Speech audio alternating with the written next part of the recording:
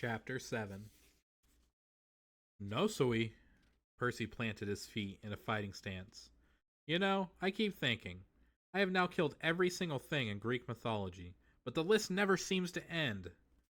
You haven't killed me yet, I noted. Don't tempt me.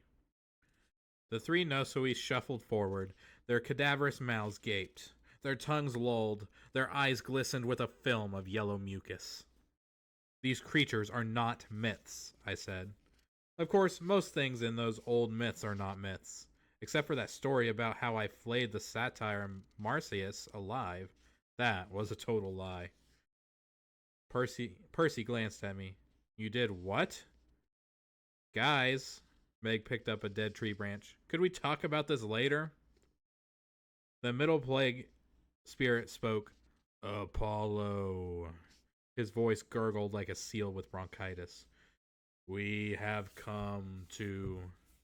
Let me stop you right there. I crossed my arms and feigned arrogant indifference. Difficult for me, but I managed. You've come to take your revenge on me, eh? I looked at my demigod friends. You see, Nosui are the spirits of disease. Once I was born, spreading illnesses became part of my job. I used plague arrows to strike down naughty populations with smallpox, athlete's foot, that sort of thing. Gross, Meg said. Somebody's got to do it, I said. Better a god regulated by the Council of Olympus and with the proper health permits than a horde of uncontrolled spirits like these. The spirit on the left gurgled. We're trying to have a moment here. Stop interrupting. We wish to be free, uncontrolled. Yes, I know. You'll destroy me. Then you'll spread every known malady across the world. You've been wanting to do this ever since Pandora let you out of that jar, but you can't. I will strike you down. Perhaps you were wondering how I could act so competent and calm. In fact, I was terrified. My 16-year-old mortal instincts were screaming, run! My knees were knocking together and my right eye had developed a nasty twitch. But the secret to dealing with plague spirits was to keep talking so as to appear charged and unafraid. I trusted that this would allow my demigod companions time to come up with a clever plan to save me. I certainly hoped Meg and Percy were working on such a plan. The spirit on the right bared his rotten teeth. What will you strike us down with? Where is your bow? It appears to be missing, I agreed. But is it really? What if it's cleverly hidden under this Led Zeppelin t-shirt, and I am about to whip it out and shoot you all? The Nosui shuffled nervously. You lie, said the one in the middle. Percy cleared his throat. Hey, Apollo? Finally, I thought. I know what you're going to say, I told him. You and Meg have come up with a clever plan to hold off these spirits while I run away to camp. I hate to see you sacrifice yourselves, but... That's not what I was going to say. Percy raised his blade. I was going to ask what happens if I just slice and dice these mouth breathers with celestial bronze.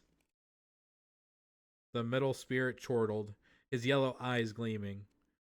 A sword is such a small weapon. It does not have the poetry of a good epidemic. Stop right there, I said. You can't claim both my plagues and my poetry. You are right, said the spirit. Enough words. The three corpses shambled forward.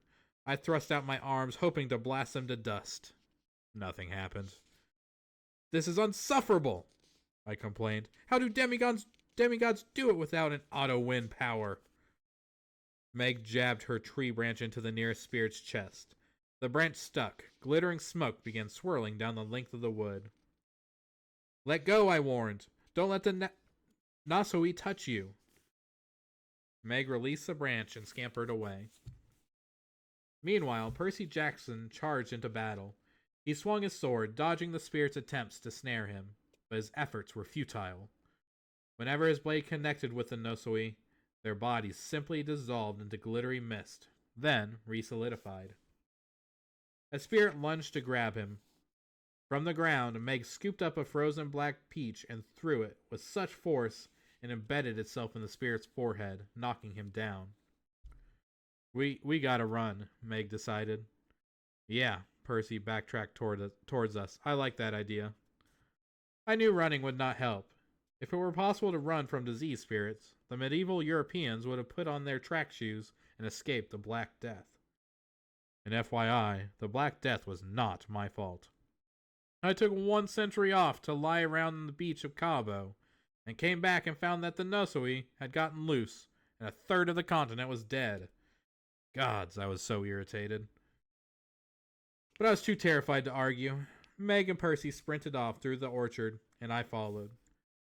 Percy pointed to a line of hills about a mile ahead. That's the western border of camp. If we can just get there. We passed an irrigation tank on a tractor trailer. With a casual flick of his hand, Percy caused the side of the tank to rupture. A wall of water crashed into the 3 Nosui behind us. That was good, Meg grinned, skipping along in her new green dress. We're going to make it. No, I thought, we're not. My chest ached. Each breath was a ragged wheeze. I resented that these 2 demigods could carry on a conversation while running for their lives, while I, the immortal Apollo, was reduced to gasping like a catfish. We can't, I gulped. They'll just... Before I could finish, 3 glittering pillars of smoke plumed from the ground in front of us. 2 of the Nosui solidified into cadavers, one with a peach for a third eye, the other with a tree branch sticking out of his chest.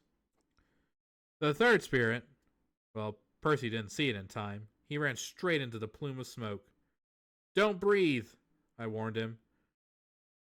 Percy's eyes bugged out as if to say, seriously? He fell to his knees, clawing at his throat. As a son of Poseidon, he could probably breathe underwater, but holding one's breath for an indeterminate amount of time was a different matter altogether. Meg picked up another withered peach from the field, but it would offer her little defense against the forces of darkness. I tried to figure out how to help Percy, because I am all about helping, but the branch-impaled Gnosis charged at me. I turned and fled, running face first into a tree. I'd like to tell you that was part of my plan, but even I, with all my poetic skill, cannot put a positive spin on it.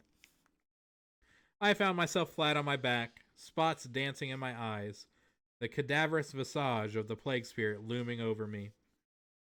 Which fatal illness shall I use to kill the great Apollo? The spirit gurgled. Anthrax? Perhaps Ebola? Hangnails, I suggested, trying to squirm away from my tormentor. I live in fear of hangnails. I have the answer, the spirit cried, rudely ignoring me. Let's try this. He dissolved into smoke and settled over me like a glittering blanket.